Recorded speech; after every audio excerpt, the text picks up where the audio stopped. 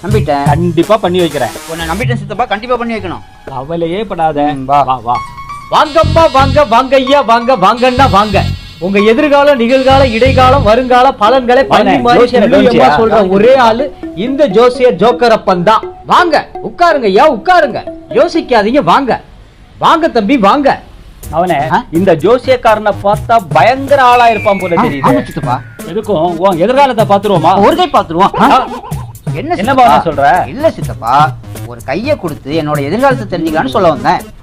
அட என்ன யோசிக்கிறீங்க? பயப்படாம உட்காருங்க. குறுங்காலம், நெடுங்காலம், இடைக்காலம் ஒண்ணு விடாம சொல்லி புடுறேன். என்னது? குறுங்காலம், நெடுங்காலமா?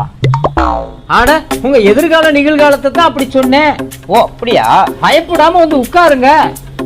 வா உட்காரணும் சித்தப்பா. சரிமா உட்காருங்க.